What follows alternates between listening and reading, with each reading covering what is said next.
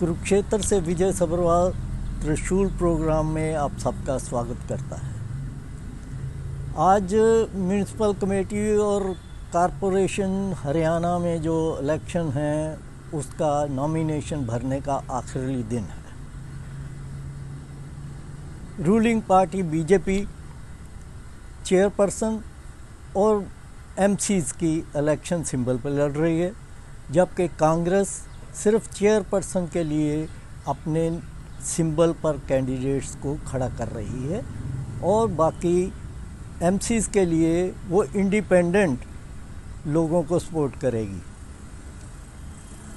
ये शायद इसलिए है कि बीजेपी का संगठन बना हुआ है और कांग्रेस का संगठन है नहीं, इसलिए एमसी की इलेक्शन लड़ना उन्होंने खतरे से समझा। यहाँ हरियाणा में देखा गया है कि रूलिंग पार्टी की जो लिस्टें चेयरपर्सन के लिए निकली या एमसी के लिए निकली, उसकी पार्टी के अंदर ही काफ़ी मुखालफत हुई। ये एक शहर नहीं, कई शहरों से इस तरह की रिपोर्ट आई। और अम्बाला जो कुरुक्षेत्र के नज़दीक है, वहाँ तो हालात ये हो गए कि बीजेपी के वर्करों ने पूरी बगावत कर दी, क्योंकि ज़्यादा जो एमसी अनिल विज जो मंत्री हैं उनके कटे। तो इस बगावत के बाद बीजेपी ने वो लिस्ट ही बदल दी और 11 एमसी जो टिकट अलाट हो चुकी थी उनकी कैंसिल करके नए की दे दी। इसी प्रकार की रिपोर्ट्स जो हैं वो रोहतक से भी, करनाल से भी, हिसार से भी आ रही हैं कि इंटरनल जो कैंडिडेट अपॉइंट हुए उनके मुखालफत पार्टी से ही जो दूसरे कैंडिडेट थे जो टिकट चाहते थे और उनको नहीं मिली, और वो इस तरह से मुखालफत कर रहे हैं। ये बात हर इलेक्शन में होती है कि तरह तरह के जो एक दूसरे को खींचातानी होती रहती है, और इसी प्रकार की कांग्रेस में भी चल रही है। फ़र्क ज़रा इतना है कि कांग्रेस सिर्फ चेयरपर्सन के लिए लड़ रही है, इसलिए वो अभी तक इतनी खुल के चीज़ दिख नहीं रही, लेकिन हालात वहाँ भी ख़राब हो जाएंगे,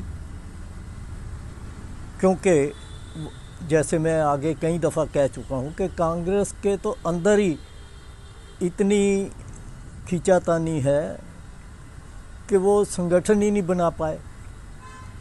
तो ये हालात हैं। अब देखते हैं, आज के बाद कैंपेनिंग काफ़ी तेज़ी पकड़ लेगी, क्योंकि दिन कम ही है, 2 मार्च को वोटिंग होनी है।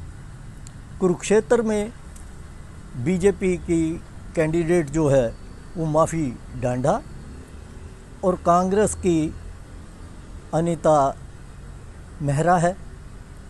अनीता मेहरा कुछ जानी पहचानी है इस इलाके में, क्योंकि वो जब भूपिंदर सिंह हुड्डा जी मुख्यमंत्री होते थे तो उस दौरान वो 5 साल के लिए जिला परिषद की वाइस चेयरमैन रह चुकी हैं, वैसे भी पढ़ी लिखी हैं।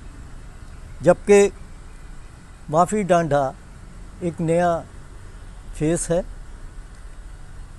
उसका हस्बैंड जो है वो फार्मर मिनिस्टर सुभाष सुधा जी, जिनका पूरा होल्ड म्यूनिसिपल कमेटी थनेसर के ऊपर तकरीबन 25 साल से रहा। पहले वो खुद रहे चेयरपर्सन, फिर उनकी धर्मपत्नी उमा जी चीफ चेयरपर्सन रहीं। तो वो ये कैंडिडेट उनका माना जा रहा है, क्योंकि इनका माफ़ी जी का हस्बैंड जो है वो काफ़ी नज़दीक सुधा जी के है, उनका वफ़ादार माना जाता है। तो ये इलेक्शन भी यहाँ ये माना जा रहा है कि कांटे की रहेगी, क्योंकि यहाँ कुछ एंटी इनकम्बेंसी भी पार्ट प्ले कर सकती है म्यूनिसिपल कमेटी में, क्योंकि काफ़ी समय से सुधा परिवार राज करता रहा। लेकिन बीजेपी की क्योंकि इस समय सरकार है, वो बेनिफिट बीजेपी कैंडिडेट को ज़रूर मिलेगा। दूसरा बेनिफिट बीजेपी के कैंडिडेट को ये मिलेगा कि जो एमसी बीजेपी के सिंबल पे इलेक्शन लड़ेंगे वो नेचुरली अपने चेयरपर्सन को भी वोट दिलवाने की कोशिश करेंगे।